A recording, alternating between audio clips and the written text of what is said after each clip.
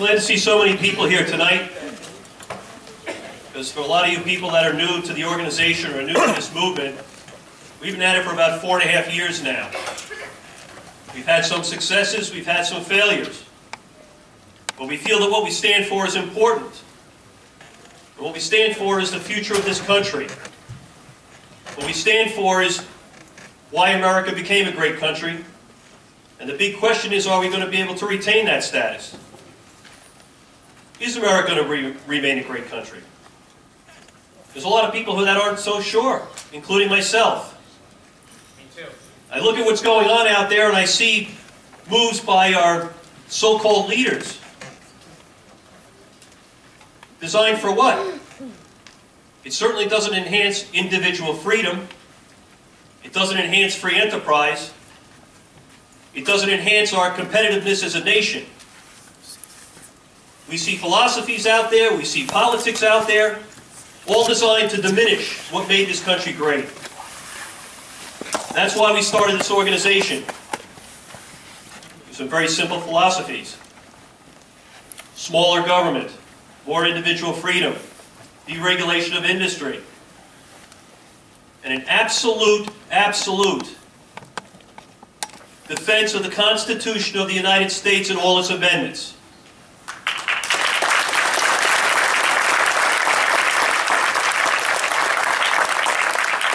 Too often we've heard all that concept about living and breathing documents and new interpretations of old words. But I think what we have to remember is that when the Constitution was originally written, it was a result of a study of centuries of world history before that document was written. They looked at the great societies, the previous democracies in history, going back to the Greeks. They looked at the Roman Empire. They looked at all the great empires of the world. They found out why they all collapsed, inevitably collapsed. And if you look at those reasons, it always came down to the reduction of individual freedom and individual rights. So we feel strong that that so-called living and breathing document that was written 250 or so years ago, that it's still valid. It remains valid. Because it was written amongst people. And though the size of the country grows and technology changes, it's still a document written in recognition of human nature. We have to have certain sets of rules and regulations for a society. But this particular document recognized individual rights. Individual rights. You as an individual American have rights that supersede the dictates of a president, a Congress, a legislature, a governor, a county legislature, or even a town board or a school board. You have individual, inalienable rights. That's what we're here to defend. And a lot of things have been going on lately, and for those that are here for the first time, I just want to go through some of the issues that we've been following. For those the first time, I can't see without my glasses. But there's a lot of things going on right now that give us pause, that make us concerned about what's going on. And we've heard all of them. Now obviously a lot of people are here because of what happened in New York State with this unconstitutional ban on guns. It's one of those issues that's a defining type of an issue. The word infringement doesn't seem to echo in very many people's minds up in Albany these days, or in Washington for that matter. It's one of those defining issues that's guaranteed under the Constitution. But we've also looked at other issues. The First Amendment to the Constitution, religious freedom, the attacks of the Obama administration on the Catholic Church, for instance, dictating to them how they're going to administer health care for their particular workers, interfering with a private organization. Not acceptable. And we hear a lot of other things that are going on right now that don't seem to make much sense. How many people have been reading about sequestration?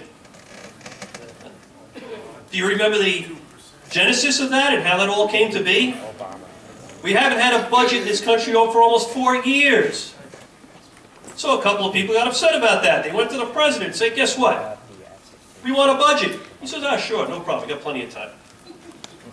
So they said, but if we don't have a budget, what are the ramifications going to be? Well, we'll automatically revert to 2011 spending levels. Doesn't sound so crazy, does it? I mean, I know I'm on a budget that's a hell of a lot less than I was on a couple of years ago, and a lot of other people are. To be honest with you, it'd be a step up for me personally if I could get back to 2011 levels. But it's not good enough for the government.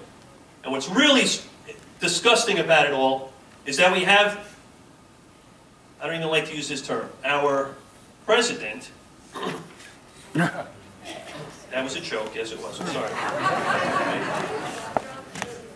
who's actually sitting up there in press conferences day after day after day, saying that you're going to lose first responders, you're going to lose police services. Well, I'm not sure, but I know, Conrad, you're a first responder. Where are you? Where's your paycheck come from? I think it's the city of New York, right? Now, you don't like to admit it, I know, I'm sorry. But sequestration will come and go. But the last time I saw, the police were paid by the county. Fire departments paid locally or their volunteer. To sit there and go around and try and scare this population with lies is reprehensible. But this is the kind of situation that we're in right now. These are the type of things that we're facing. There are other issues that we've done in the last couple of years. We've worked very hard in our organization to try and fight for tax stabilization. And we worked and lobbied hard for a 2% property tax cap. That was achieved last year. I don't know if you read the paper in the last couple of days, but the New York State Teachers Association wasn't too happy with that. They're going to go to court and they want to overthrow the tax cap. Now, it exists in 22 other states, by the way, so I'm sure it probably will, sustain an attack. But imagine that. And the reason that they're having... I'm sorry, I have a hard time containing myself sometimes, but the reason that they are giving is equality between the districts. Oh, the poorer districts won't get their money. Well, first of all, that's all a baloney because the state has the ability, half the money comes from the state. The state has equalized, support for districts all along. So an editorial was in the paper the other day and they came up with their big story. And I said, geez, if you're really concerned about equalization and you're really in favor of tax stabilization, all right, let's get rid of the 2% tax cap. How about we have a 2% salary cap? Now it's fair for everybody. Yep. Well, you know that didn't go anywhere, okay? Other issues. The DREAM Act. Now, believe it or not, there's a competition now for the DREAM Act. Who's going to be first? The president or our governor? That's the race. That's the race that's going on. Who's going to be the first one to sell out? Who's going to be the first one to write this thing? Who's going to be the first one? And there seems to be a competition going on because we know our governor in this state thinks he's running for president. Now, he may do well in some of the primaries for his party, but he's not going to do too well nationally, I can tell you that, with some of these issues that he's talking about. It seems to be his dream to make New York State the ultimate sanctuary state. You've heard of sanctuary cities like San Francisco. They take everybody. They don't care where you come from. They don't care if you're legal. They don't care if you're a criminal. They don't care what it is. Okay? You get money to live, money to travel, money to go to school, whatever you want. If you're going to create that set of circumstances, what's our state going to look like in a couple of years? Empty. But why? Why would a governor do something like that? Because he's running for president and he has to run in the Democrat primaries in a couple of years and he's catering to his base. He doesn't give a damn what it's going to do to our state or what it's going to do to our quality of life. Agenda 21. Some people know about that, some don't. But I don't know if a lot of people even noticed or not. There'll be a little more later on this in the program. But there are some of these master planners out there, national, statewide, regional, who seem to think that the future of where we live, Long Island in particular, and rural places, have to change. They feel that we all need to live in urban environments because there's more people per square foot in an urban environment Thus, you have a smaller footprint on the planet. And what they're using is the concept of sustainability to propose dozens of high-density, stack-and-pack, mixed-use housing projects on Long Island. You're going to hear a little bit later from the Huntington Civic Association and the Ronkonkoma Civic Association on what that's going to mean to their neighborhoods. High-density, high-rise, mixed-use, urban projects in rural and suburban communities. That is the goal. And we will discuss more of that later, but this is another issue that we're fighting that's extremely important, that's going to have a big impact as we go forth. We all know what's going on right now with Obamacare. Now, I guess Pelosi was right, you got to pass it to see what's in it. Well, we're finding out what's in it. And we're finding out that there's going to be a mass degradation in the mental care, the health care of Americans around this country. It hasn't even been implemented yet. But a lot of the rules and regulations are being thrust upon doctors, affecting costs, affecting the way that they are paid, and affecting how your care is being administered. These are important issues. We all know about the housing crisis. Well, the housing crisis was a bubble created by what? How many people know? Did you ever hear of the Community Reinvestment Act? It's about a 22-year-old piece of legislation. It started with about 4 or 5 pages like this. And it said, very simply, if you're going to have a bank in a community, you need to lend to people in that community. Sounds fair. 15 years later, in 1999, they had amended the heck out of that thing so that the pile of paper is probably higher than me. And one of the pieces of legislation and one of the pieces of laws passed in 1999 was that 52% of the mortgages from Fannie Mae and Freddie Mac, by law, had to be subprime mortgages. In other words, mortgages to people that likely would not pay them back. And less than 6 or 7 years later, lo and behold, crash. The crash was manufactured by the Congress of the United States. Cuomo. Yes, Cuomo was on Housing and Urban Development at the time, by the way. We were going to point that out, but okay, you got me on that one. And I'm glad everybody is so, good on those issues. But this was a manufactured crisis, and it's not fixed yet. You would think that after this housing crisis and this bubble, it just would be logical. Maybe the regulators would go back and they'd take a look at that document and say, maybe it should change. It really didn't work. No, not changed a bit. In fact, they made it worse. Because people who are now qualifying for mortgages can actually use welfare checks, unemployment benefits as income to qualify for their loans. I kid you not. What is the purpose of that? This is all part of the social engineering. They think everybody should have a house whether you can afford it or not. And the rest of us are paying the price because this economy has been in the crapper now for 3.5 years, the longest sustained recession that we've ever had. Because one of the primary tenets of investments in the middle class has always been home ownership. When I was growing up, you go and you buy a house, you pay it off for 30 years, you got $200,000 or $300,000 in equity by the time you're 50 or 60 years old, and you have something. You can borrow against it. And if you look at the current banking laws, since Dodd-Frank went in, try and turn the equity into your house into money. Try it. If you haven't paid massive amounts of taxes last year, you're not going to qualify.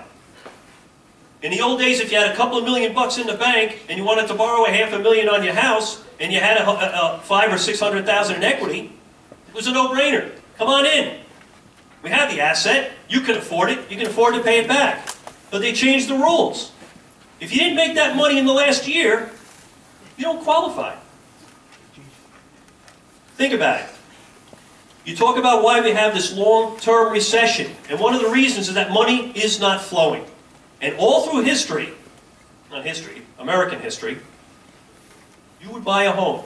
You would pay that home off for 5, 10, 15, 20 years. You'd build up equity in your house. Maybe you wanted to put on an addition. Maybe you want to send your kids to school. What do? You're back and you take a second mortgage, you refinance, you do a cash out refi. Gone.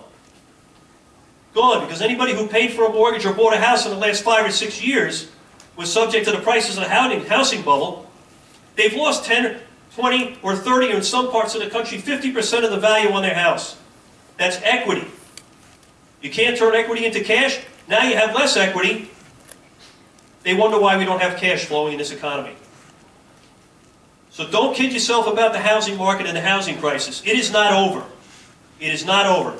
And the number of people who are sitting on upside-down mortgages and the number of people who are waiting for foreclosures to close is astronomical. And this government's covering that up. It's all part of the assault on the middle class. And it seems that that's the way it's going. Anybody who has a job out there getting W-2 income, you saw the hit on your paycheck. My daughter called me up. She said, "Dad, what the hell is going on?" I said, "I don't know. It's a little bit of Obamacare, a little bit of off the national debt, a little bit of paying off the..." No. Obama goes around for the last 2 years. He's saying, we're not going to tax the middle class. Oh, really? Well, they don't call it a tax. See, that's what it is.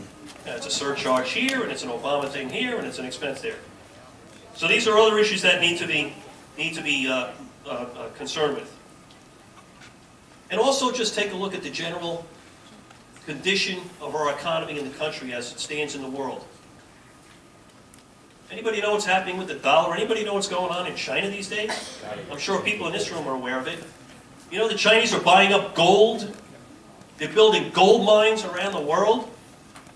Why are they doing that? That's right. That's right. Because they're going to put the dollar out of business. They're going to put the dollar out of business. The dollar is going to be substituted for as the monetary standard. And we're going to be sitting there, we're going to be trading in yen or whatever the heck they call their money over there.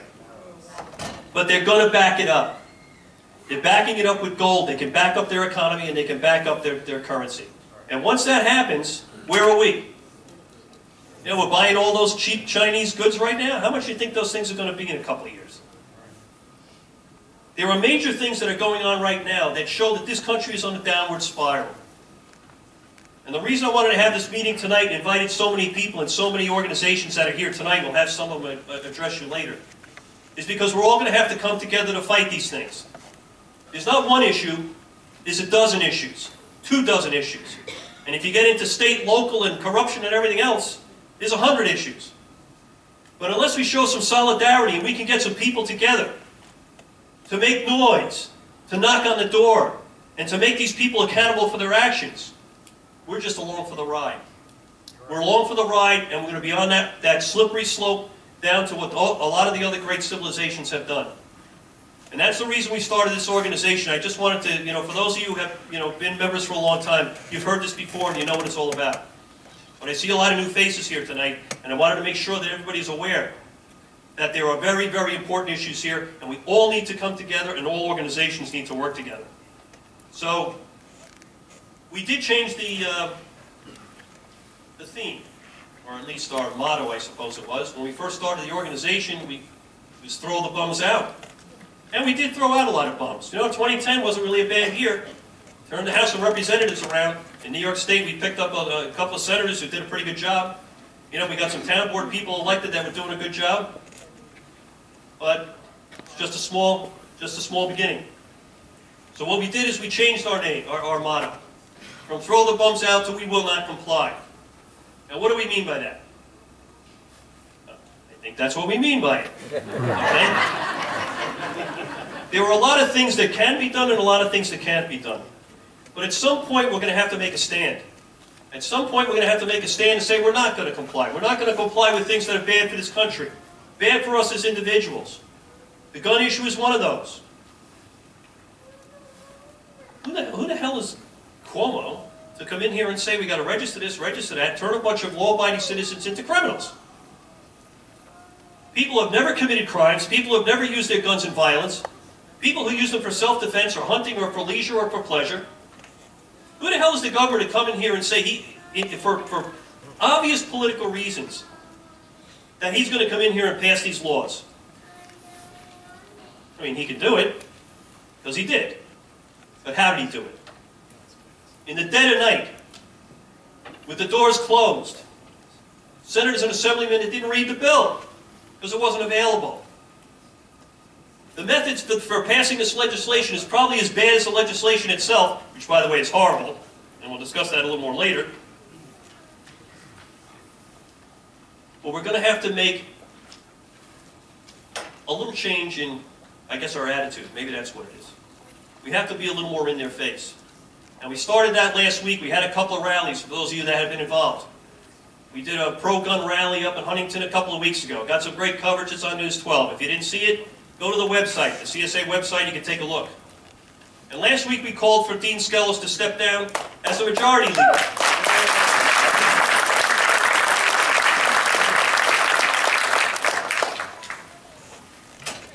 And the press came out and they said, "Oh, why do you want him to step down?" So I said, "Well, I got a little document for you." Of course, you only get 5 seconds on air. But. And I said, CSA opposes the legislation and the actions of Dean Skelos and Andrew Cuomo for the following reasons. The law as written will not save lives. The intent of the legislation is to provide Cuomo with a progressive issue that he can use to excite his liberal base in anticipation of a presidential run. Skelos should not have been a party to such blatant political actions, especially by a liberal progressive like Cuomo. Now remember who elected Skelos. We did. In his district, the guy carries an R, C, and an I. That's Republican, Conservative, Independent. That's who elected him. He ran on that platform. He ran on a conservative platform. There is absolutely no excuse for him to do this except he made a political deal of some type.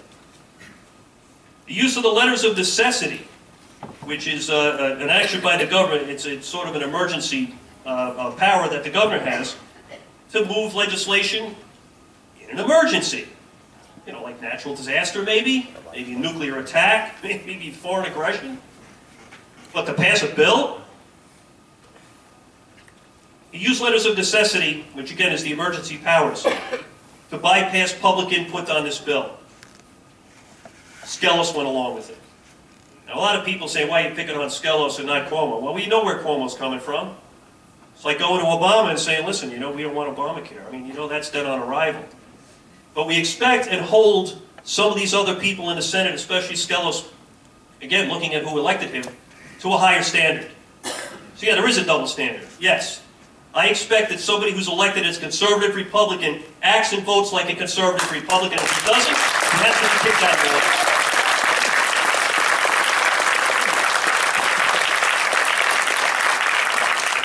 Additional points. Members of the Senate and Assembly had no time to read the bill.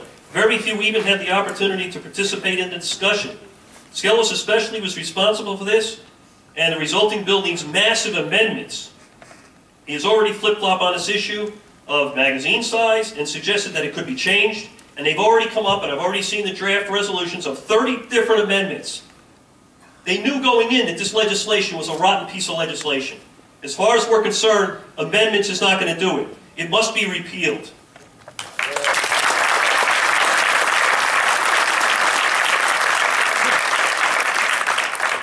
And the other reason we're opposed to it is very similar to what we talked about, the CRA before. A piece of legislation starting with 3 or 4 pages turned into 30 or 40,000. That's what this document does. That's what this piece of legislation does. It creates a document that can be amended and added to and changed, creating that slippery slope that's going to be finally, what? Confiscation? We know that that's the end. We know that that's the end.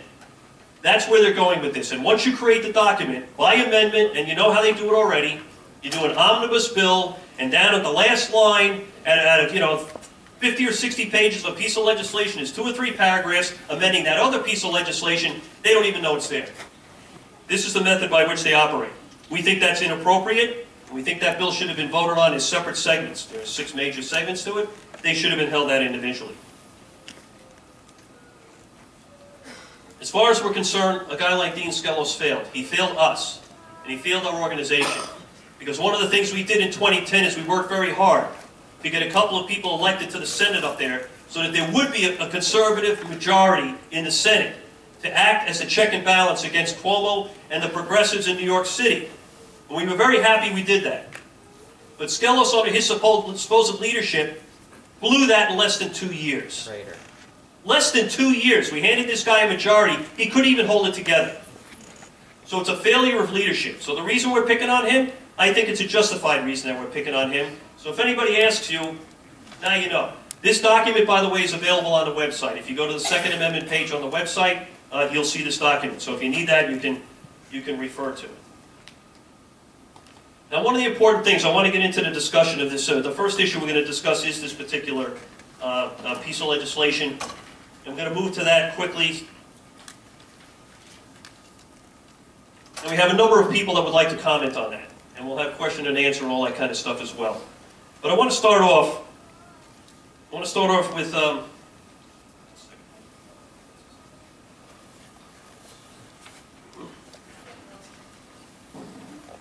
with the grassroots organizer from the National Rifle Association. Now the reason I want to do that is because the NRA, a lot of people seem to have misinterpret what the NRA stands for, and if you read the liberal press, of course, you're going to hear what they think the NRA is. Actually, if you read some of the press, you'll find out what we stand for, and I can assure you that there'll be very no real semblance to what we stand for. But Tom McCarthy, where are you? Where you go? Oh, there you are. Come on up. Tom's been very involved in this particular issue. He's a grassroots guy like the rest of us. He's in private business owner. And we got together a couple of weeks ago because we're very concerned about this particular issue. We decided we wanted to do something about it. And we're trying to form a little bit of a coalition so we can all work together. I want to say a couple of words about his actions and also about that particular bill, because a lot of people don't understand the nuances and the subtleties of the legislation and why it really is a bad piece of legislation.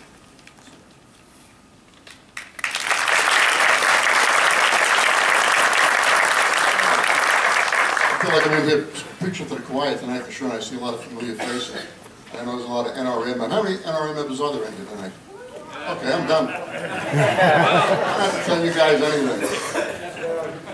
One of the things I found out, and I'm an accidental advocate. I didn't plan on this. I didn't want to get involved with it. I'd rather be home with my family, out shooting, talking guns, having fun with my friends. But this bill ticked me off to the point that we just couldn't sit home, and I couldn't sit home, and I couldn't do it anymore. And those of you who met with the other night, I really appreciate you coming out against Dan Los Quadro, our first target. It was an incredible show, and it really sent a message, and that message was heard up in Albany, because I called Albany and I spoke to some of the senators' associates that I know up there, and they heard about that meeting. So they know what's coming for them.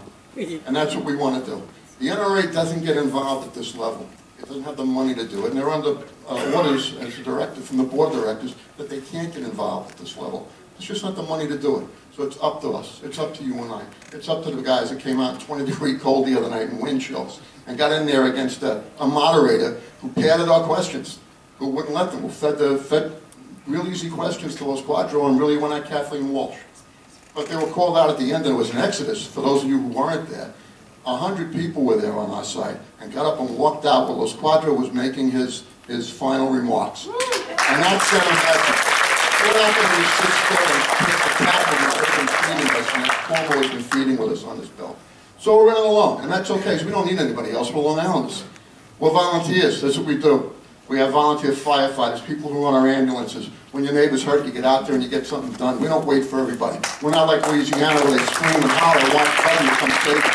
We're doing the same thing now after the hurricane. We still have people hurting. Well, we're not giving up. And we're not going to give up on our Second Amendment rights. And I really appreciate all the hard work. And I'm here tonight to see if I can get a few more people to help me. We're in the final week of this run against Dan Los Quadro. And let me tell you why it's so important. We got sold out in the middle of the night by people we trusted. We got sold out by people with A ratings. We got people who we worked for in their last campaign, in their last election in November. We were out there. I was out in the pouring rain before Gloria and my son, putting up signs for a guy that used to be my friend. And they voted against us. When I got up in the morning and I heard this passed, I thought, nah, it's not passed. NBC's wrong. This must be the Assembly passed it. When I heard the senators gave us up, I couldn't believe it. The RINOs rolled over. Now, I was a lobbyist and a government representative for the world's largest security company for a time. I know how they get things done. We were sold out. We were sold out for committee positions. We were sold out for cars. We were sold out for staff. We were sold out for the fancy offices. We were sold out so people could be vice chairs and co-chairs and musical chairs of all the committees up there, and they get money for that. We were sold out. We were bought legally. It's not corruption, but to me, that's legal corruption. So now we got to go back at them. Our first target, our first opportunity is Dan Quadro out in Brookhaven. He wants to get a promotion. He's going to get more money, he'll get more patronage jobs, and the biggest thing on his agenda is he's not going to have that 6 to 10 hour weekly commute back and forth to Albany. He wants to avoid it. Guess what, Dan? Get a Prius. Yeah.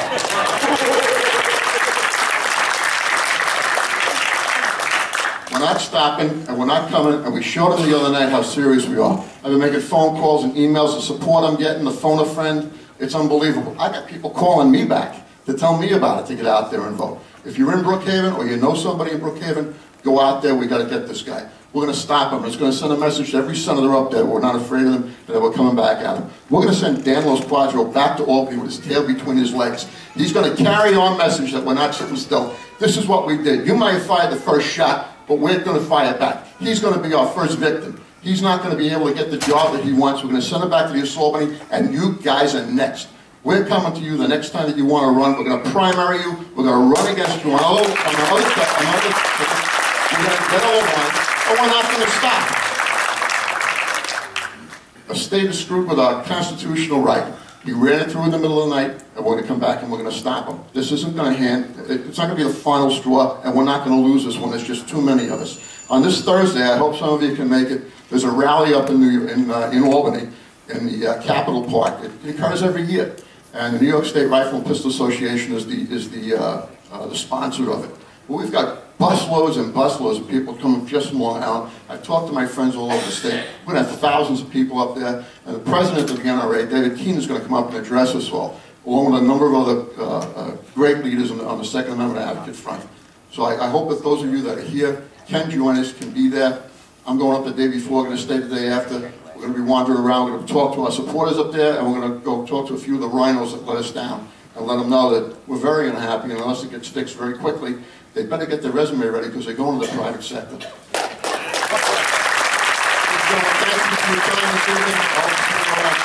you.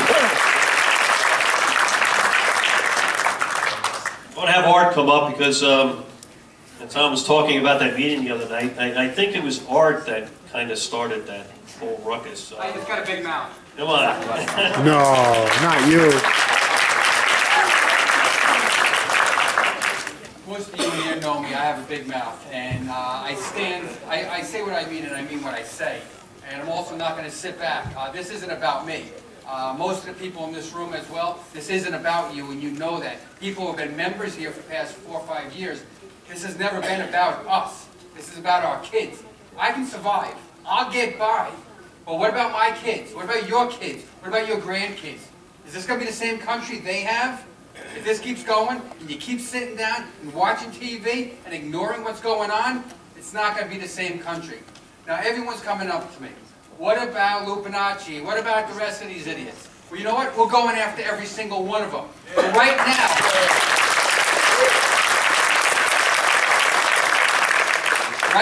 the Squadro's dirtbag that we're going after. Okay, he's a week away. A week away. What we need is people to get involved. You took time out of your day to come here. You've taken time out of your days to come to the rallies. You've done phone calls. You've done emails. Well, we need you for a week to go out to Brookhaven, hand out flyers at the food stores, in the streets, everywhere. We've been doing this for years, and it's very efficient. Over the past 5 years, we've probably handed out 750,000 flyers. So we can do this, and we can get things done. If you go to our meetup site, which you link from our website, there is a handout that you can print out. You don't need an invitation from us or anybody else. Print it out. Print out 100 copies, 200 copies.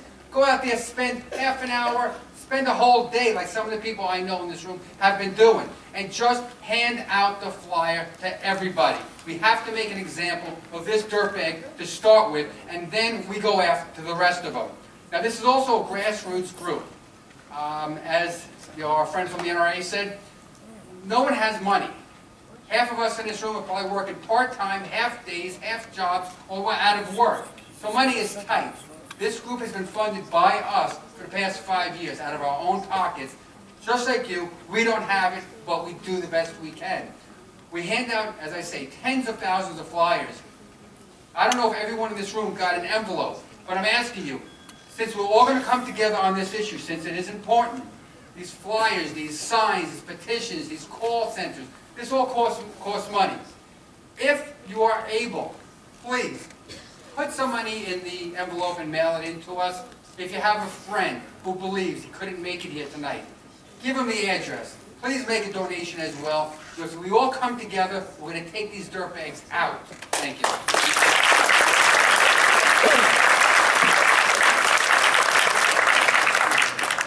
Now, by the way, if you go on to the meetup, there will be some actions coming up.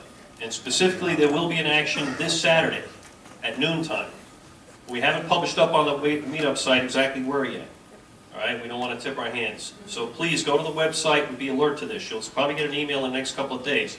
But mark out the time, because that will happen. Aaron.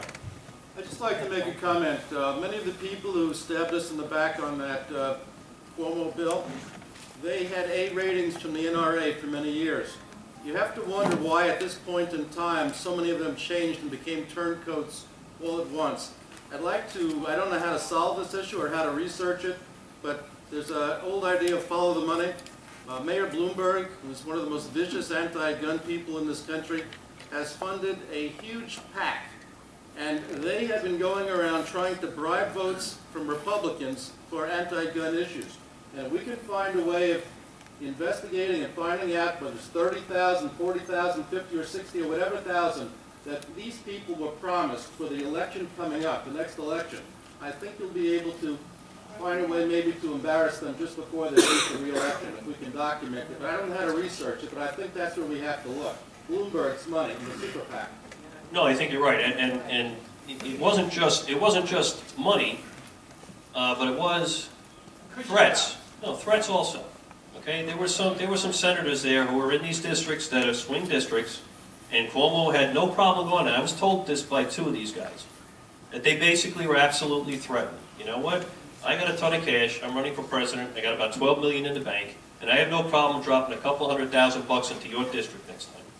So I mean, there was some coercion in there as well. But no, I agree with you. Follow the money is always a good idea. We've always done that.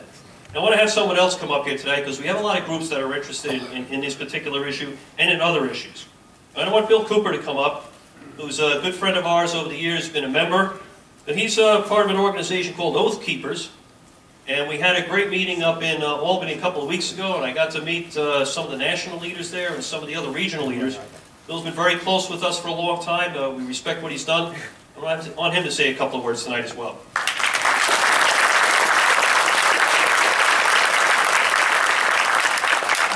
Thank you. Yeah, I've been out here a couple of times, so I know a few of you, not very many, but a few of you I've met on occasion. As Steve said, I'm Bill Cooper. I live in Astoria, Queens. I'm actually in advertising. I'm an art director, designer by trade. I was in the military 1977 to 1981. I was in the United States Air Force.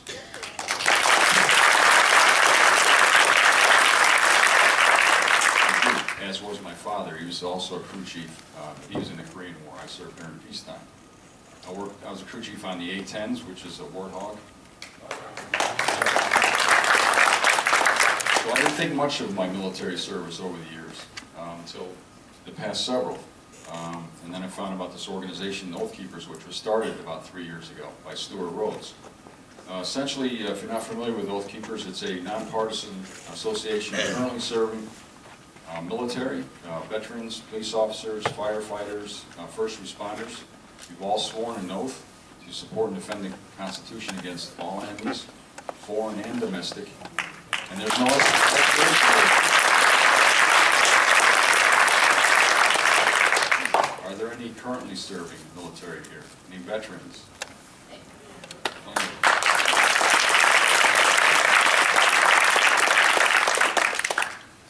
I'd like to tell you a little bit about the founder of Oath Keepers, Stuart Rhodes.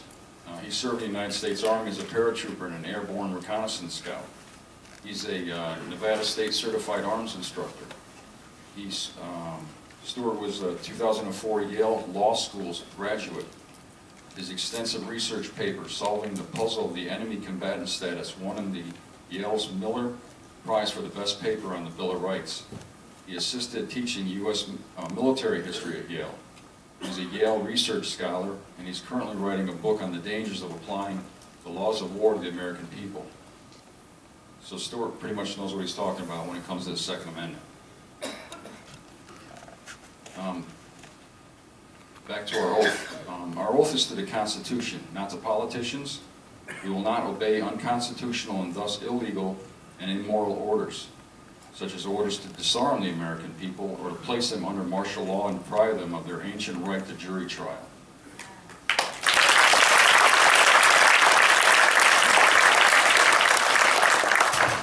I think there's a lot of discussion and debate and wonder about what's going on in the ranks of the military right now. Some people are mistakenly, they might believe that they're going to follow any of the orders the President issues.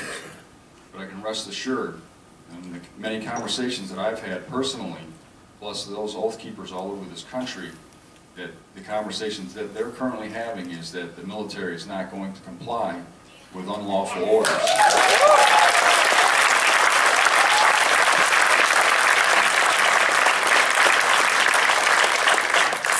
Our mission is dovetailing really nicely with what you're doing, Steve, with the not complying, which is good. It's a common theme.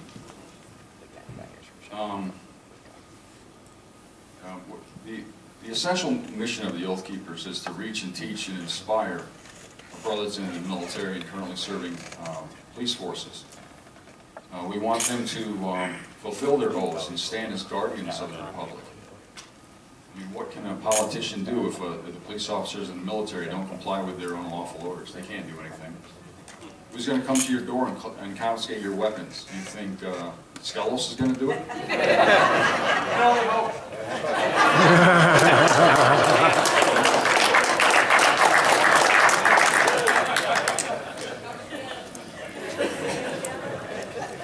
That's a hard act to follow.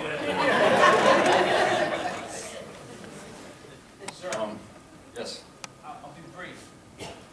When Barack Hussein Obama, when he was running for president, mentioned 4 times the National Civilian Security Force that he was going to start, that was going to be more, it was going to be funded more than our own military. Our own military covers all branches of the service. National Civilian Security Force. He never mentioned it after that. Now that he's been reelected, and now that we hear a lot of this, what some might call conspiracy theories that we know that are not anymore, because they call this all nut jobs for using the word conspiracy. FEMA camps, Homeland Security buying up all the ammunition. Where do the Oath Keepers stand on that? Because a lot of us feel helpless to what's going on, and we praise guys that have our backs, but I've had... Good question. Well, if you're keeping track, there are well over 300 county sheriffs and sheriffs associations that are openly standing up and saying they're not going to comply.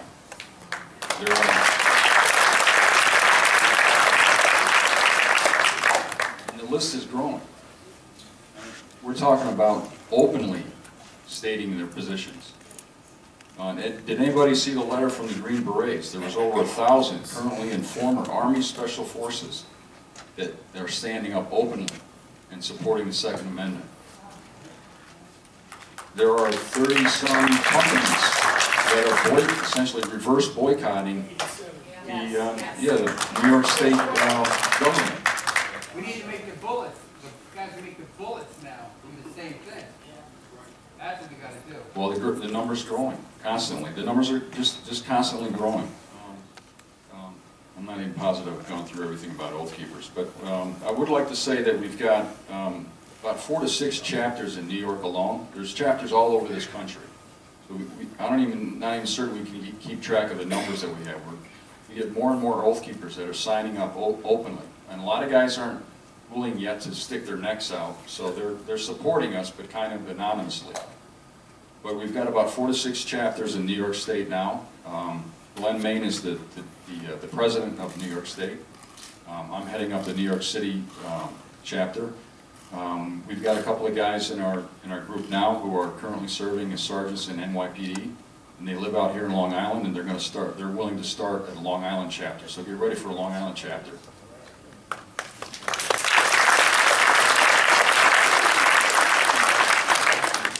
guess there's a bus that's leaving for Albany on Thursday. So if anybody wants any information, I think there's a few seats on this bus that I know that they're chartering. So if anybody wants to go up with some Oath Keepers, just let me know afterwards and I'll tell you where to meet them. What I'd like to also talk about, and this is probably what I'll wrap it up with, essentially is that the Oath Keepers, Stuart Rhodes and the board have come up with an idea about, you know, what we can do proactively right now.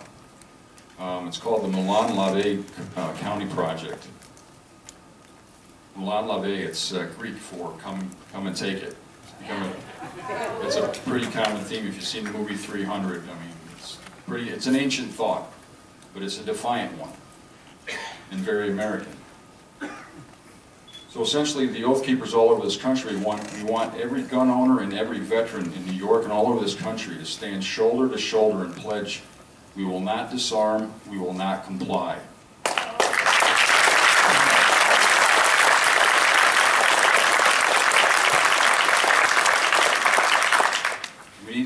We need to declare unalienable. Okay, our plan of action is between now and April 19th, we want you to find out what kind of county you live in. Your county, okay, is your county a come and take it county? Or is it a bend over and take it county? Which is it? We want to find out now. You got till April 19th. Go to your sheriffs, your chiefs of police, the county commissioners, any and all who are sworn an oath to support and defend the Constitution. Tell them, we've decided who we are, we want to know who you are.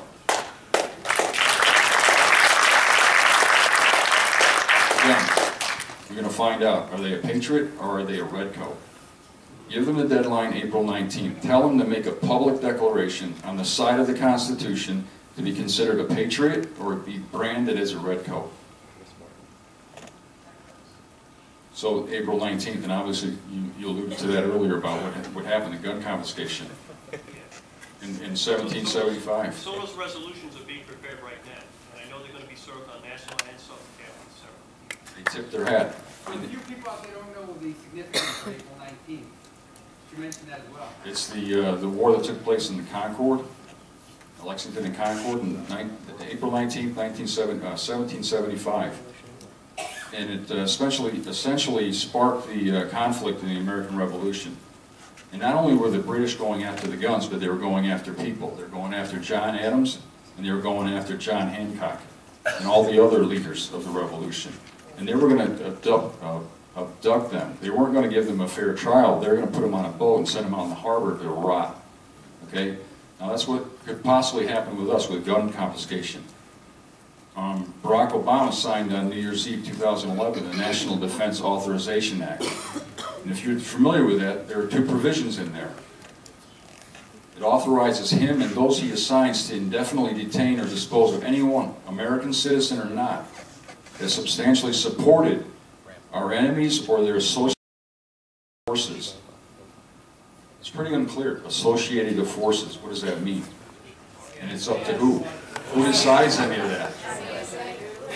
I mean, what? We're associated with the NRA. What does that mean? So essentially, I just want to wrap it up and say, and make this declaration and ask you to do your best to find out who you can get a hold of, email, phone calls. Ask them to make a public declaration of where they stand, on the side of the Constitution or against us. Thank you.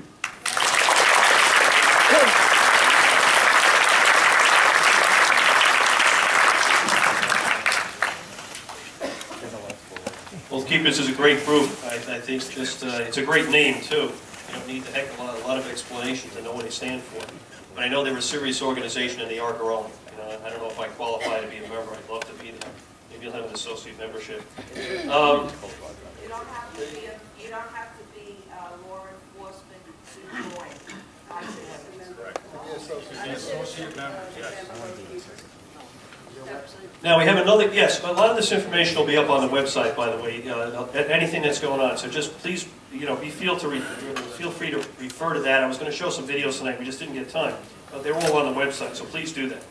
And there's another organization out there called the Patriot Guard Riders. Interesting organization, I know a lot of people have heard about it. Bill Murphy is here tonight. I wanted to come up and say a couple of words on their behalf. But I don't know if you know LW, but he's very closely involved with the Lee Zeldin campaign, the only Long Island senator who did not vote for the gun bill.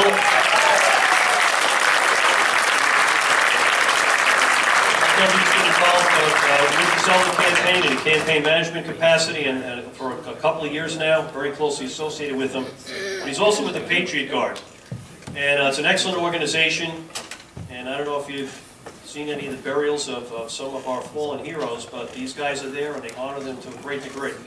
I've had the honor to at least witness it on a couple of occasions, and it's great for the families, and I think it's great for the country.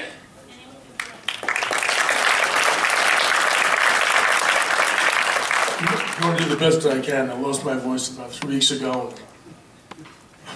A lot of my friends hope it doesn't find me again. Before I get started, I want to mention one thing real quick. The senator, aside from making the right decision in terms of the governor's debacle up in Albany, he's also championed a program for PTSD. It was mentioned just a short while ago. And this program is up and running. There is, from what I understand, 6 locations, 14 paid facilitators, those are hosts, and a coordinator. The hosts that run these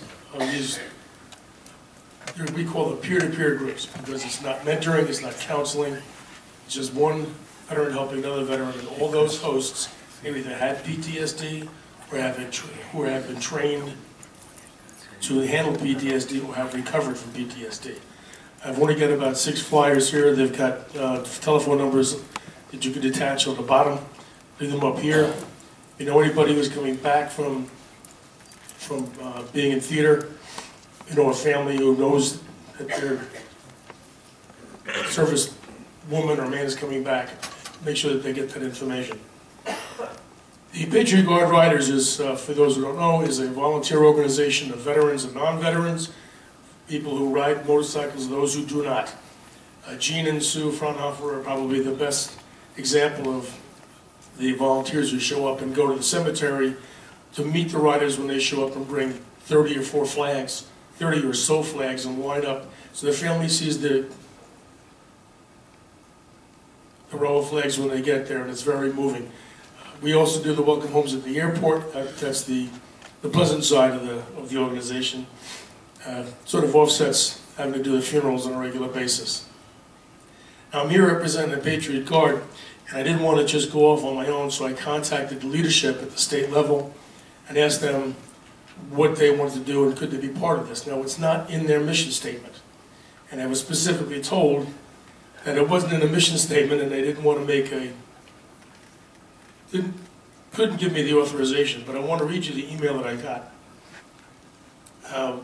Save the fellow the embarrassment of telling you what his name is. I sent it up to the state captain, and he said the state captain was here on Long Island, and I asked him, explain who you are, and what you do, and where they stand, and this is the answer I got. Speaking as the senior captain of the Patriot Guard New York, my chain of command says the PGR cannot be aligned with anything outside our mission statement.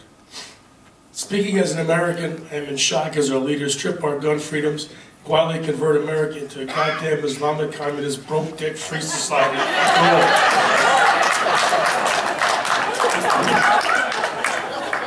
Now what does he mean by that?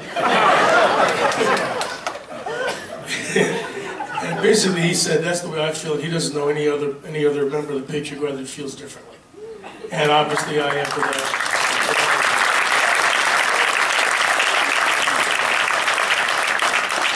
I wish I could tell you, let them know what BGR feels like I do, but I can't. And then he said,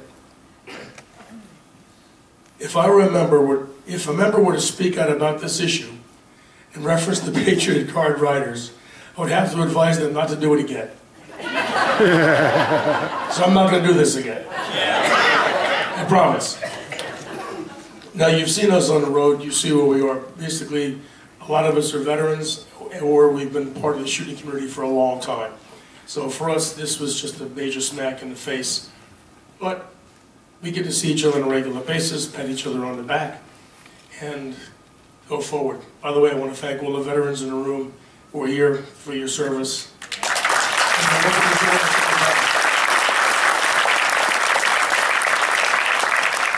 I'm going to change a couple of hats here. Make believe I'm wearing hats. Take off my PGR hat and I'll put on my Roslyn Rifle and Revolver Club hat because I belong to a private gun club. How does this new law affect us? We have an event every year called the Battle of the Bulge Match. It's done specifically, purposely in the winter, hopefully with snow on the ground. You can only use World War II era weapons, and you have to dress the part. If you don't dress in uniform or thereby, you lose points. So dressing the part counts almost as good as being a bad shot. How does that affect us? Every year, it's a lot of fun. Guys bring out bolt-action rifles, Moisans, Mausers, Garands. This year, we couldn't put 8 rounds in a Garand because the magazine holds 8 rounds. You can't hold 8 rounds. So everybody loaded 8 rounds, and before each volley, everybody shooting a Garand had to run the chamber 3 times and drop 3 rounds on the ground. Slowed the process up, but it tainted the whole idea. It just took that right away from us. All of a sudden, it wasn't as much fun anymore. So while you don't think it's going to be a big deal, even on that entertainment level, it becomes that effective. So I take that hat off and put on my American Legion hat. American Legion, we're the longest running veterans organization in the country's history. All of us shoot. You have to. You can't get around it. Even if you're an aircraft mechanic somewhere, you got to get trained, you got to shoot. You're a doctor, you got to shoot. You're a medic, you got to shoot. Everybody's got to shoot. First time we had a meeting after this mess came up, you got to be kidding me. You had to hear the uproar at that American Legion post-meeting. And it's resonating all through the ranks, not just the Legion, the VFW, the MVETs, all the veterans are feeling it. So it's an issue we're not going to see go by the wayside. It's just something that you have to pay attention to. Now, a friend of mine, I'm also a member of the local Fraternal Order of Police as an associate member. A friend of mine here will pick up that banner in a minute. I want to address something the lady brought up in the back. This is also for veterans. The letters you get, or that are being sent out, are coming from the Department of Veteran Affairs. And they're being notified by the VA. So if you show up to the VA and you have a mental problem, they report you. Or if someone you know tells the VA you're incompetent to handle your finances. It doesn't have to be PTSD or TBI, traumatic brain injury. It could be, for some reason, you can't handle your finances. And the VA pays you to get your treatment every month. If you can't handle it, then they report you to the Department of Veteran Affairs. That's what it says. This is an actual letter I got from a doctor, a friend of mine in Oregon. We received a report from the Portland VA Medical Center on December 3, 2012. This evidence indicates that you are not able to handle your VA benefit payments because of a physical or mental condition. It doesn't have to be mental. So that the kind of ambiguous thing. What physical? But you can't sign the check. You get a broken hand, you can't sign the check. A determination of incompetency will prohibit you from purchasing, possessing, receiving, or transporting a firearm or ammunition. If you knowingly violate any of these prohibitions, you will be fined, imprisoned, or both, pursuant to the Brady Handgun Violence Prevention Act, with the number as implemented in the United States Code 924. This is veterans, guys. This is veterans. Last thing about veterans. You've heard about 1,000 Special Forces signed a letter saying that they'll not comply, they'll not go along with. There's a Special Forces Command General, Lieutenant General Jerry Boykin. He went on and has a website. I'm making it quick, I'm losing fast here.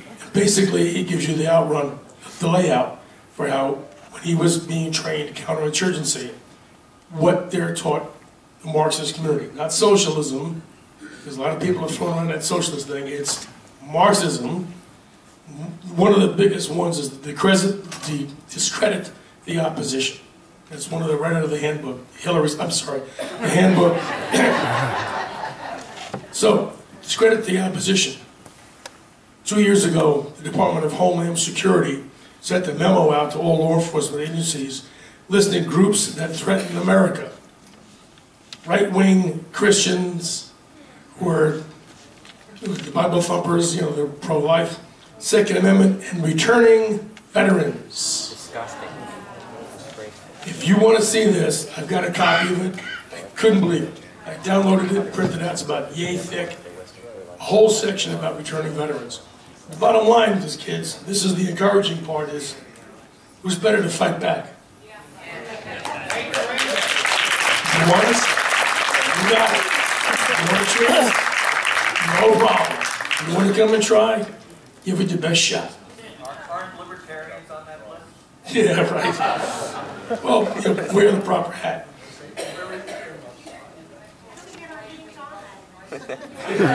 It's already on. If you're here, you're on the list. There's more than one to go on to, but my voice has had it and I can't help it. So many voices. Thank you very much.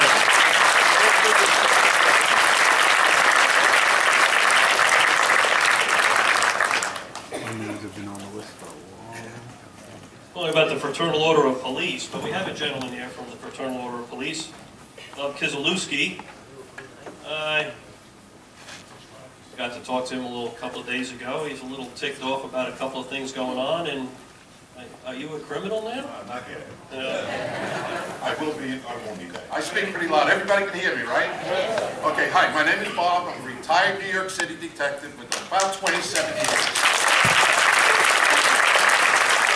In all those 27 years and over 1,200 career arrests, I never locked up anybody who legally possessed a weapon. That's amazing. It's the bad guys that possess the weapon. Okay, what I'm here for is to let you know I'm a member of the Fraternal Organization of Police. I'm a member of the Peconic River Sportsman Club, the NRA, New York State Rifle and Pistol Association, the DBA, the DEA, and other line organizations. What I'm here to tell you is I'm not speaking for them, but I'm aware of what's been going on. We're all backing this issue. It's the cops out there, too, who are angry. By the way, they're all committing felonies when they walk around with their 15-round magazines. You know that, right? So if you get arrested, make a civilian arrest. So I'm here to just tell you about that. I normally speak about the right to bear arms at my meetings and my organizational meetings. May I ask how many people here have pistol permits? Okay, are you aware of the fact that you're on a list at the state and you have an option to opt out? Yes. Okay, take advantage of that. You got about 45 days left. Also, if any of those of you have pistol permits, do you have out-of-state permits? Wait. A couple. How do you opt out? There's a form, I have it here. I'll give you the website, I will leave it here, it'll be on their website, but I have a form. What does it mean? Excuse me? What does opting out Opt out means to get your name off that computer list so they can't publish it publicly, so your neighbors know that you have a firearm, okay? That's opting out. You have 45 days to do it. Excuse me? And you don't mail it.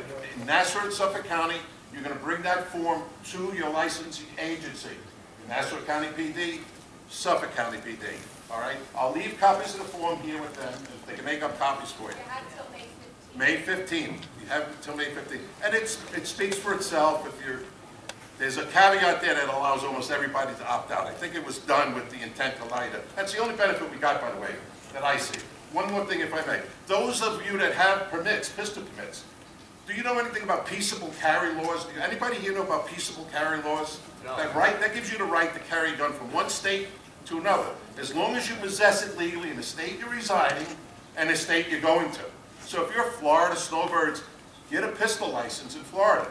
It only requires that you take that gun, put it in the trunk of your car, unload it. That's all it requires. Your pistol permit is good in New York State. You want to drive through Carolina, New Jersey, wherever you want to go to, and you get there and you possess it legally there, you're good. That's called a peaceable carry law. Most people don't know it exists. It's federal law. In addition, Pennsylvania. Walk into any Pennsylvania Sheriff's Department. Show them that you've got a pistol license. Get a full carry permit. You do not have to be a resident. You don't have to own property. You're entitled to it. Pennsylvania is what they call open carry, right to carry state. Concealed carry, you need a permit. The reason I tell you this is these permits, it gives you a little redundancy. There's what they call reciprocity. A lot of states will honor other states' permits. Connecticut, you get a permit through the internet on Connecticut. Get it through Florida. Get it through Utah. Get these permits. They're not expensive. Pennsylvania's 5 years, $20, full carry permit. If you want to go there hunting, you got a family there, put the gun in the trunk, you drive through New Jersey, you go through the Napoleonic guy. I think his name is Ray Kelly. You can drive through his city as long as you take his trunk of car. He's the guy who dumped me into a unit I didn't want to be in. Internal Affairs. All right, so basically that's it. I speak mostly on that, but we're here to tell you, I'm here to tell you, based on the contact I've had with all my organizations, we're backing you. The police are just as upset as you. I'm upset.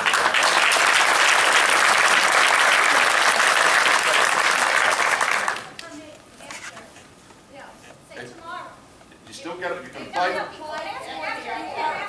after the opt-out deadline. You'll have every time you reapply for a pistol permit, you're going to get that form. So if you do it now and you apply for it, you're going to have to give you that.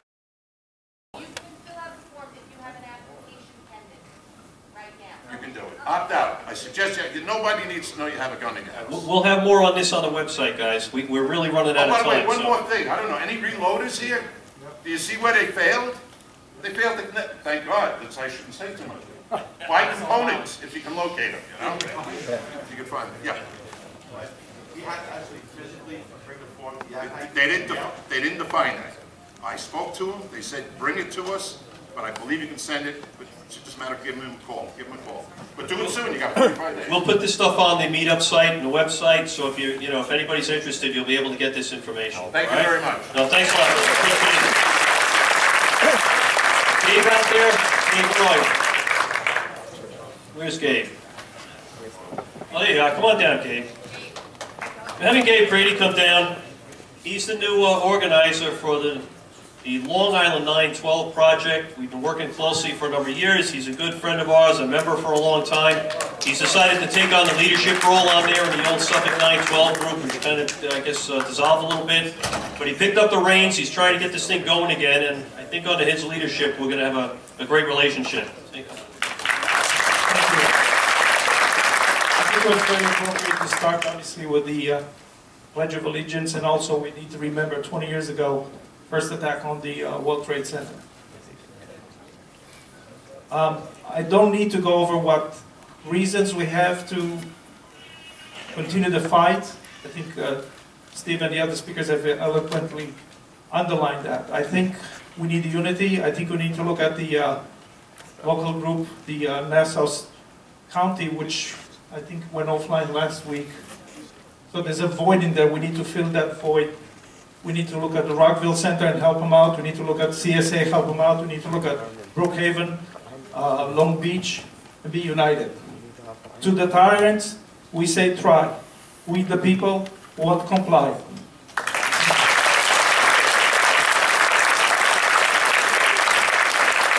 And by the way, just so you know, Gabe's been after that "We Will Not Comply" for a couple of years now. And we made the first sign for him, and we got some more on the way, all right? So we'll start carrying those around. All right, I want to move this program along to the other issue that we came here to discuss. And that is this concept, which is generally referred to as Agenda 21. It's high density, stack and pack, low income, high density housing.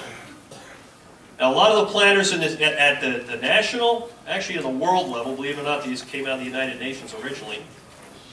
But our governor right here, Mr. Cuomo, again, in his move to get to the left of everybody in his party, has determined that he's going to go full bore with these so-called sustainability type projects, which are nothing more than stack and pack, high density, low income, housing projects for the suburbs.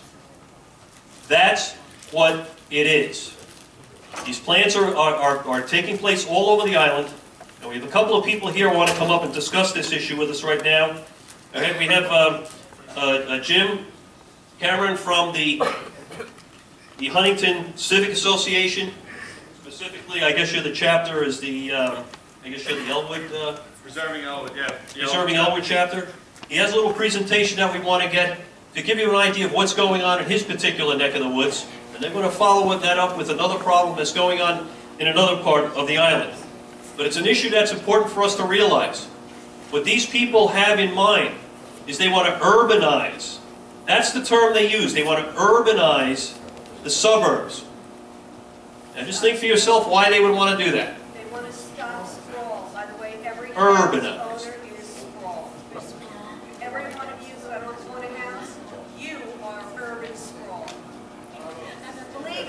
reverse of what it was in the 50s. By the way, the term sprawl, just so you know, is that single-family neighborhoods, right? Because they use the language to make these things seem sinister. I have a 100 by 100 foot plot with a high ranch on the house and a backyard. That's sprawl. That's bad. Anyway, I'll have Jim take it from here. Jim, give us a. Thank you, Steve. I appreciate it. I'm going to try to be as quick as I can. I spent the better part of the last 6 months digging into this high-density urban sprawl all over Long Island. I represent the Greater Huntington Civic Group. I formed the Elwood chapter, the first chapter of that group. What we're looking to do is establish chapters throughout Long Island so that we can work together, okay, to defeat this at every level, because it's happening everywhere. Okay, the project that I'm discussing tonight is the Oak Tree Project, but it doesn't matter whether it's Oak Tree or it's the Ronkonkoma Hub or it's the Farmingdale mixed use, or it doesn't make a difference. It's the same story everywhere we go. Okay, Oak Tree Dairy was in a residential area, non-conforming industrial use. Okay, I purchased my home there a little over a year ago. I knew what was there. I knew what was to expect. They decided that they're going to rezone that property. The red line outlines the property. And what they're going to do is, with the help of Town Hall, hopefully Town Hall is going to help us, but they're going to come up with this wonderful little project here, okay? And it looks so wonderful. These developers, they have the ability to grow greener grass than the rest of us, okay? They have this wonderful chemical, I guess. It's payments in the pockets of whoever. Exactly. We have to fight Town Hall with our own money. Who's going to fight us back with our own money? So I said, they talk about these things. They're being sold to us as senior citizen, 55 and older, golden age communities. Whatever they're calling it, wherever it is, this is what it is. This is East Meadow. This is the Seasons in East Meadow. Okay? It's communal living is what it is. I look around and I hear these things like green is sustainable living. Okay? Take a look right here. There's their green. Okay? That's their green sustainable living. Okay? I don't see a tree anywhere else in this development. This is sustainable. Okay? It used to be a tree grows in Brooklyn. Well, now it's a tree grows in East Meadow. And sooner or later, it's going to be a tree grows in Elwood and a tree grows. They don't want green sustainable. It's not it. And they call it smart growth. Because if you don't like smart growth, what are you? You're stupid. You're dumb. Okay? So, I mean, this is a joke to me. Right? What's better, this or this? I mean, to me, it's a no-brainer.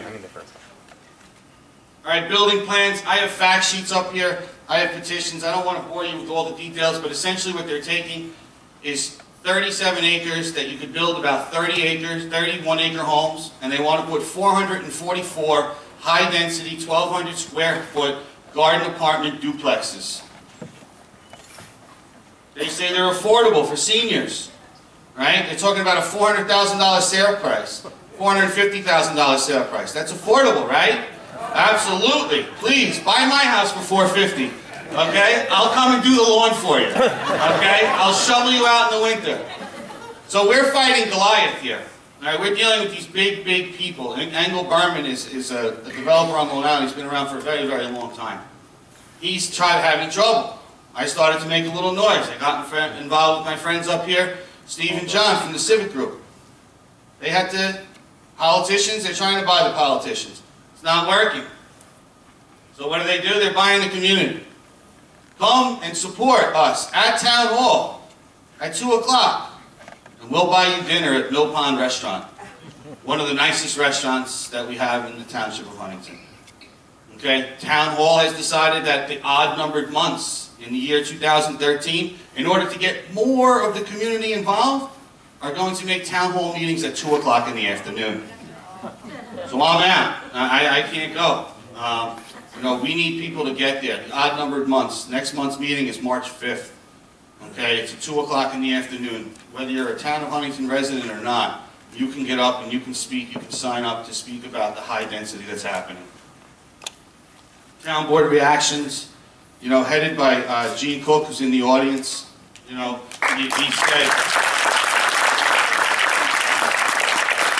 he said, you know, he had said, and the other one said other things, but he had said, when I saw it, I was appalled. It was in bad taste.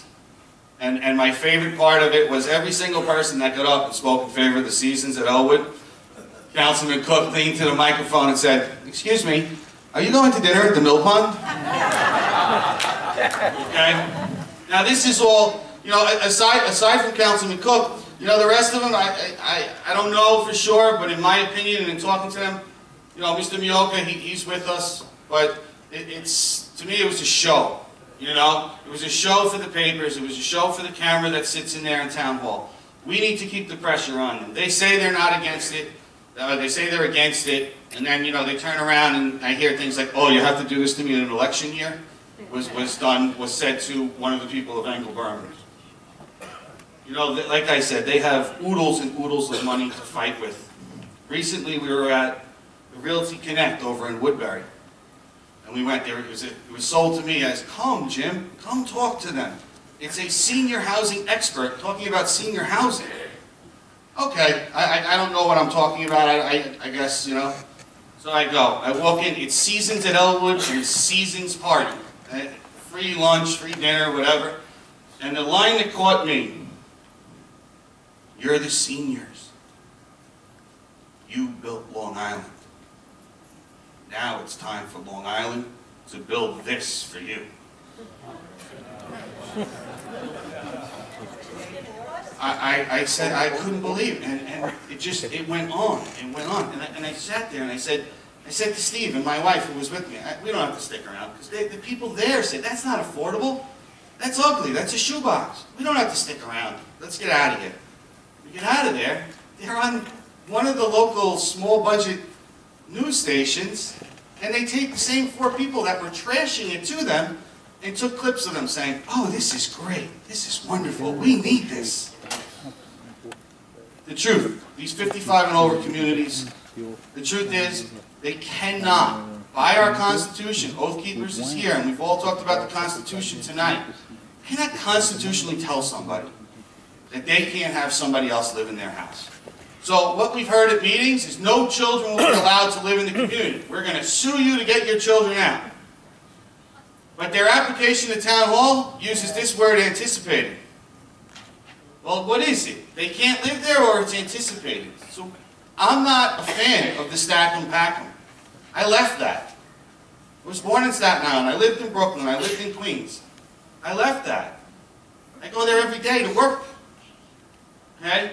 It's a way of life that people like. It's not a way of life that I like. And that's why I chose to live where I live.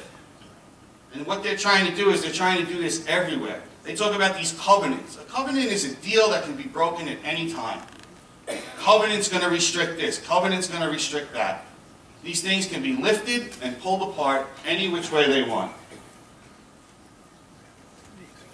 Additional school-age children, I'm not going to bore you with all this, but here it is. This is Half Hollow Hills School District. Okay? From 1998 to 2008, they went from zoning in all these different areas for roughly around 300 homes and built over 3,000 stack 'em, pack 'em units. Okay, we are talking about precedents that's being set everywhere throughout Long Island, in every township, in every hamlet, that we need to stand up and we need to unite. We're looking to grow our chapters. We'd like chapters throughout the Huntington Township, reaching into Nassau County, reaching into Suffolk, you know, further out east in Suffolk County. The only way we're going to defeat any of this, whether it's gun control or it's stack 'em, pack 'em, is if we stand together. Okay? This is ridiculous to me. This was done at a 2004 presentation to the Huntington School Board. Okay? And they tell me senior housing, it's the wave of the future, get behind it. Well, they tried this. School District 3 in Huntington, their first high density was veterans housing. Now, who doesn't like the veterans? Of course, we have to do something for them. Those veteran housing complexes do not have one veteran living in them now. Okay, it was in the 50s and 60s. So they sit to me and say, "You hate seniors." I hate seniors, are you kidding me? My father's my best friend. He's 74 years old. He spends more time at my bar than I spend at my bar. Are you kidding me? I don't like seniors? They try anything. Hollow Hills School District, in a 10-year period, had an increase of students. Some of those housing developments were 55 and over, some were all population. They had an increase of over 2,600 students. At 18,000 a student, that's $47 million. This high-density housing is not going to do anything to help our tax situation here on Long Island. Legal obligation. There's laws, like I said, McKinney-Vento, we're seeing it all over Long Island, misplaced because of storm damage, divorce, family situation. Children can go live anywhere with anyone with no one to stop them. And a neighbor's going to turn around and sue their other neighbor to get their grandchild out of the house? This is what's being sold to us all over. School budget votes. You know, I mean, some of these things. Oh, this is my favorite. This is my favorite. Where'd it go? Here we go. The traffic study. Elwood Road in East Northport. Okay? For those of you that know, it's great. Elwood Road is one of the highest traffic county roads. And that's what it looks like. That's what it looks like right there. There's one truck. One truck. According to Engel Berman's developers, or engineering firm, Nelson and Pope. Nelson and Pope took these pictures. I think they took them in the middle of the night, and then they inserted the sun. Because I have no idea how else they did that. Okay? Maybe they were at the mill pond. You're absolutely right. They had a big dinner, or they brought everybody to Fireside. Get off the road, come to Fireside. Maybe. You're absolutely right. They closed everything down. So why we're here? You know, we really need, and a lot of the people that spoke tonight talk about, you know, coming together. And we really need town-wide, we need county-wide, we need Long Island-wide support. High density and communal living is inundating the infrastructure of Long Island. We cannot handle it. Unless their plan is to get rid of single-family homes. Ooh, is that maybe it? I don't know. The townships of Huntington, Babylon, Islip, Penn, they're all being exploited. It's everywhere. It's happening everywhere. They come in, they make friends at town hall, they come after these blighted industrial properties, so they go after these vacant lands that are causing problems. Vacant land is causing problems for the environment. Okay, sure. I'm dumb growth, I guess. Sign me up. You know, we are looking for support, you know, donations to our organizations. It's been real, it's got more names. Sustainable, cleaner, greener. If you hear anyone say cleaner, greener, run like hell into their face and tell them, not in our neighborhood. Not in NIMBY, but not in my neighborhood. One other thing, our wonderful bozo up in Albany wants to pass a piece of legislation. I'm being nice. In regards to the rentals. Quote, and this is what Tritech said regarding the Four Corners and Patchogue. Our units will never become Section 8 because they're one, no more Section 8 in New York State. Two, they're too expensive and nobody could afford them. Cuomo's trying to do the same thing he did with the community reinvestment with rentals. You don't need to prove your income and you're going to get it. And if you have a problem with it, you're going to still get the apartment. So, $400,000 apartment or 2-bedroom unit, I can only give you $800. Let's see, no, maybe I can give you 80 is what the state's going to give me. Congratulations, you have an apartment. In other words, you're going to get it. It's going to become Section 8. That's it. We need to put resolutions in the hands of the town boards, resolutions in the hands of the county. Get the sons of seahorses, and I was being hated. Get them on record. I know one individual, where's Mr. Cook? I know how he's voting. That's not even open for discussion, but we have to get them on record. Voting yes or no. Remember, this year they get elected, re-elected, the town boards. Mr. Cuomo hasn't given it a name yet because he knows we know about it, and he doesn't like that. We've got a lot of people that are on top of this, and it's not just local, it's statewide. So we need to be in their face, and once you get in their face, they get nervous, because they know we're not going to go away. So that's basically it. If you want to get involved, you're in a town, you're willing to go to town board meetings and get involved, let me know. This is a county-wide, statewide agenda, and it's our lives. Again, another one of our rights being taken away. So please, if you're able to help, let me know. Thanks, guys.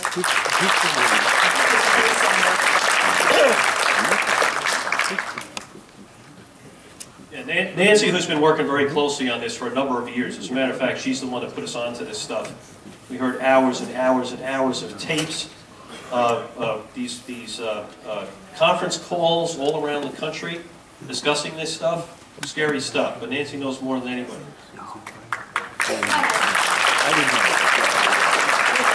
The only way that you can fight this is at your local town board, as far as I can see, because they're the ones that zone. Although I've been up at many town hall meetings and they say, we would never give our right to zone away. Our ISLIP guys, they said, no, this would never happen. And meanwhile, then you have Malone wanting to centralize all the zoning. And even with Ronkonkoma Hub and everything, they want to just condense it because you have two towns meeting. And so you got to be really careful of that. But you got to know what you're talking about. So you got to read up on it. Ask any of us. We know way too much more than we ever want to know about this stuff. But one of the things, you be at meetings, you ask questions. So I was at a TriTech meeting, and I asked them, and they were very good, very open. They answered all our questions. We put them on cards and everything. And so one of my things was, well, if somebody doesn't want to sell their property to you in 3 years, because that's what they said, are you going to take it by eminent domain? And they go, well, we would try to do everything we could, but yes, we would. Publicly, in front. So then at the end of the meeting, I got up and asked again. I said, can you please just clear this up? I want to make sure everybody understood that if they won't sell it to you, you're going to seize their property without their, that they don't want you to take. And they can't do it without Brookhaven saying they will do it, because Brookhaven has to be the one to seize the property and then sell it to TriTech. So they're going to take your private property away from you and sell it to another private individual. They will not let you develop the property according to plan, your own private property. If you wanted to put the mixed density on, no, you can't do that. TriTech has to. So, I mean, so you got to be at these meetings, ask them questions, because then it will come out to the public, because Newsday picked up on it, and then there was a whole, everybody was irate because eminent domain was going to be used. But if I didn't ask that question of them, that would have never happened. So you gotta be there. Every town hall, you get up, everything, like Huntington is going to have a hearing on covenants. Well, they keep saying that these covenants are never gonna be done. That's why you just have to mention it. Of course, I get the eye rolling, the yawning from my favorite, Mr. Cutherson, who really doesn't think too highly of me. But you bring it up, and so then you're not only talking to the people in the audience and the town board, they're televised. So everybody who's watching at home, you can give them more information. Don't bring up Agenda 21, because people will think, oh, you're crazy, but stack them and pack them in their backyard, not having room to park your cars. So just keep that in mind, but you gotta be there. And by the way, we are there, and we'll have announcements on the meetup site for when those things are taking place. We've been in a number of these meetings before. And one of the tricks that they do when they hold these meetings, by the way, if you want to know how bad this stuff is, there's a website. It's called Vision Long Island. Vision Long Island is the organization locally here that's behind this entire movement. And I would urge you just to go there, search for their website, and just go down the page. Just take a look at the photographs and the artist renderings of the kind of projects that they're talking about. It's Brooklyn or Queens, it's not Long Island. Right. I just want to mention to new members, go to our website, because last year, I think in the summer, we had a presentation by a gentleman who has talked about this for years and years and years, right in this place, and it's on our website, John Anthony's video. We have a tremendous section on our website on this issue, yes. It's called, it's Sustainable Development under Current Issues. It's up on the main bar, click down, you'll see it. There's videos, there's articles, there's research, there's backup, everything you need to know if you're curious about this issue. Now I want to jump to another thing quickly. I just want to say it's important to note that every one of these developments that's going up is nowhere near any legislator or town board member in Yes, that's true. Nope. They don't want it in their backyard. All right, that's true. That's true. That's correct, Jane. I wanted to try to get one meeting Patrick with Judy, and I asked one of the Patriot brothers and called him, where's the money coming from? He says, I can't tell you. Tell on thing that a lot of this is grant money, government. That's correct. That's correct. Can't afford it. State can't afford it. No, as Larry just showed you on his thing there, as we said, we have federal government money coming in. We don't have the money. Well, the feds do. They they just borrowed print it. it. They borrowed it. No, they print it. All right, we got to move on. We only got a couple more minutes left. I just want to move to a couple of quick issues here, just as a follow-up to what's going on. A lot of people were reading about what was going on in Islip Town. There was a little flack between some of the board members and the supervisor over there. It was over an issue of who has the authority to hire, fire, and do things like that in the office of the supervisor. Now, what happened there is that since the supervisor was standing up for his authority to hire and fire as the executive. No, you can't open that. It's great. Go around the front. You gotta go around. Yeah, the alarm will go off. Yeah. Stop. Yeah, right. That's right. It's Skelos.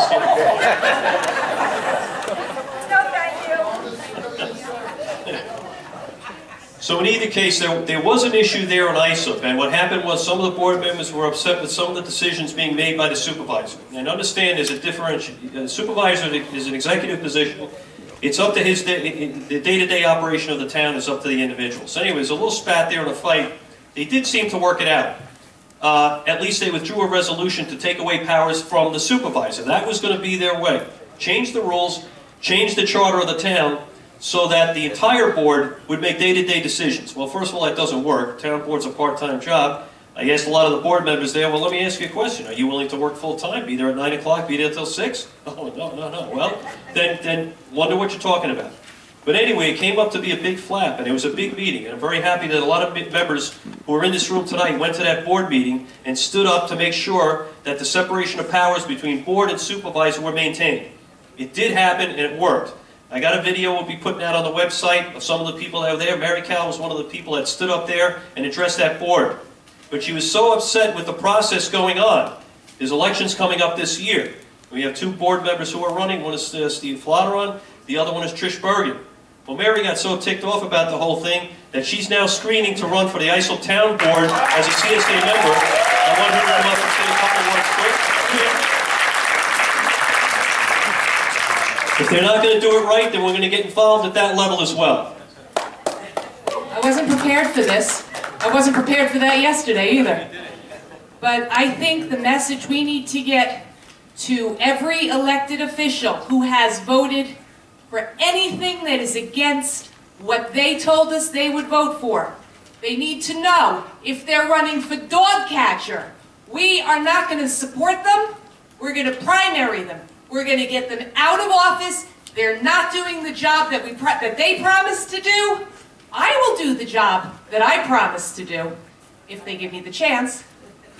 But at this point, we have to let them know there is absolutely no way they can vote the way they vote or pull the junk that they pulled in Islip and get away with it. So that's it. Thanks, Barry. You know, it takes guts to stand up and stand for something. I got to tell you, that's not an easy thing.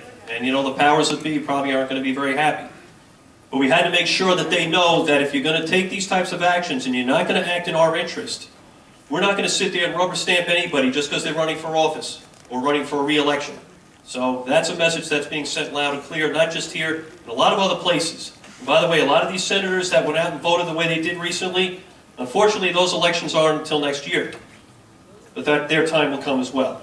So anyway, I want to remind everybody about the squadron thing again in Brookhaven. Make sure that you vote properly. I want to have Frank Scatoro come up. Frank has been a congressional candidate in the past. He's had his run-ins with some of the party leadership and some of the bosses himself. He's been a long-time member. He stands for a lot. He's a constitutionalist. and I want him to say a couple of words regarding some things that are going on up in Nassau. Thanks so much, Steve. Appreciate it. Thanks, everyone. I just wanted to start by very briefly but very earnestly thanking all of you for your support for both of my campaigns. You know, I could not have done what we did without you, and make no mistake about it, we made great inroads last year. We did a heck of a lot more in 2012 than we were able to do in 2010, and we did it with a lot less going in terms of money. That's because of all the ground troops, all the grassroots support that we had.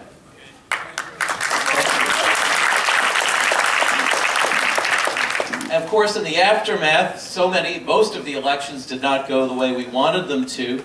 And of course, the problems that we have in this country have persisted. And next time you speak to someone who complains about the state of our country, ask them, well, who did you support? Did you vote for the same old person? And if they did, and look, the composition of our government's pretty much the same as it was before the election, well, how can you be surprised that all of these problems persist? But of course, the issue this year is going to be local races. All politics is local, and I'll tell you, earlier today I was speaking with a prominent Republican from New York City who's been a candidate himself. We were comparing notes on just how much politics in New York has become a cesspool, a free-for-all in which political bosses think that the system's there for their own benefit. You know, parties are supposed to be there to help candidates who want to step up and serve the community. But of course it's gone the other way. They want the candidates to serve the bosses. And we were comparing notes. I heard some horror stories about the pay-to-play culture that we see even west of Nassau County. And of course we know Nassau itself is a mess. The culture that we have, it doesn't mean we don't have good people who are out there who are running. But unfortunately, at the very top, if you look at those who are unelected, who insist on controlling everything, who insist on making all the choices, we see it's all become, what was that, Ray? Mandela. Just sneeze a second. God bless you. It's all about money and power. Government has become big business, and there is nothing more opposed to principles of republicanism and conservatism. And I'm going to say something some of you may disagree with. I think the low point of the Republican Party in its entire history came in 1974 with Watergate. And it was a bitter pill for many people to swallow that many Republican leaders stepped up and they said no to this corruption. They stood against the leader of their own party, and it was very painful for the party. They went through a really rough time. But out from the ashes came Ronald Reagan in the aftermath of the Watergate era. That's the sort of thing you have to do. When you see the filth on top, you've got to step up to clean it up. And that's the task that we have. And the fact that the situation hasn't changed so much is a reflection that, you know, when you don't clean house, this is the sort of thing you can expect, the same old problems that you've had before. I wanted you to all take a look at, please pick up when you're on your way out, one of these flyers put together by our friend Ann Shockett, who for my money is as energetic and diligent and motivated a leader we have on the Republican conservative side in all of Nassau County. She's also the president of the Nassau Federation of Republican Women, and I'm sure we'll hear a lot from her in the future. I want this to be a call to you to step up. If you or someone you know wants to run for office, and most of the county and town offices are up this year. If you want to serve your community, if you want to stand on conservative principle, stand on the Constitution, please be in touch with me, be in touch with Ann. We want to hear from you. We want to help you. We want to give you the type of support that so many of you gave me and that we want to give to other people. For our sake, but more importantly for the sake of the broader community and for the next generation. Thank you all. God bless you.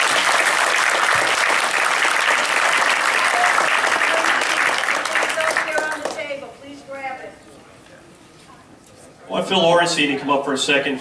Phil we know for a long time. He's very active up in the, I guess, the Queens area. Very say a couple of words. Thank you, Stephen. What I wanted to talk about tonight, haven't got too much sleep lately, I'm sorry. I wanted to talk about Corporal Greg Buckley Jr. He was a slain Marine, the victim of an insider killing in Afghanistan. He was murdered by the Afghan police that was being trained by our Marines on the base. He was killed in cold blood. I never knew much about this until our Lincoln dinner. I'm from the Queens Village Republican Club, and every year we have a wonderful annual dinner party.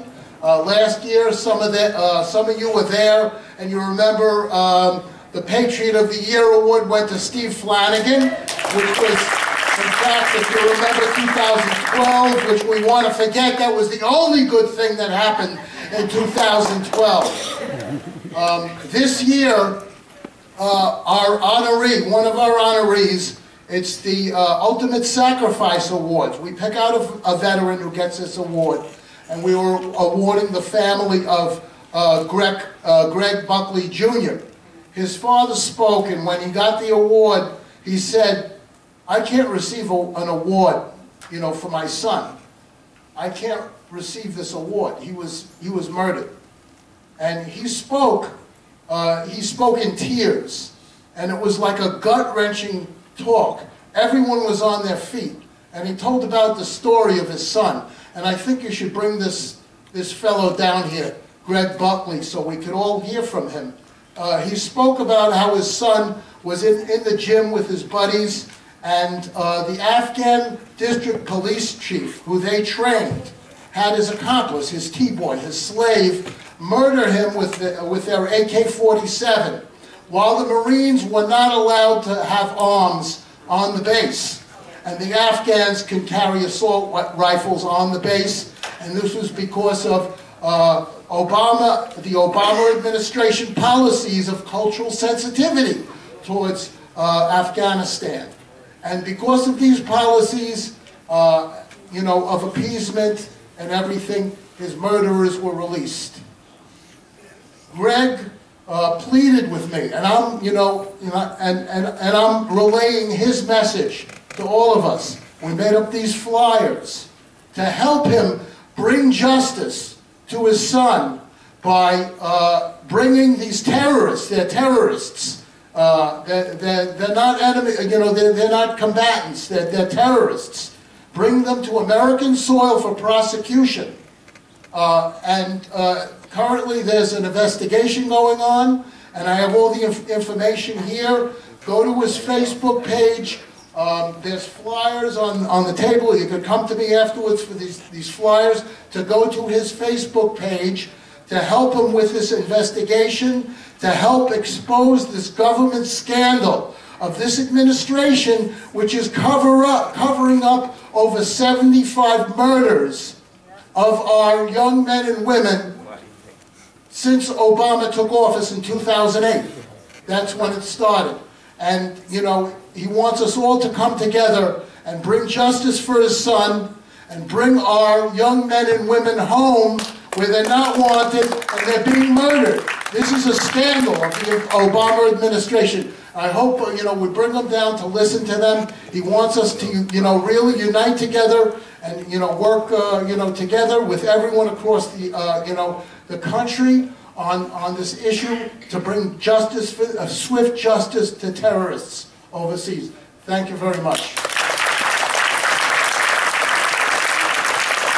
All right, we're gonna have to wrap up because we get kicked out like exactly on time.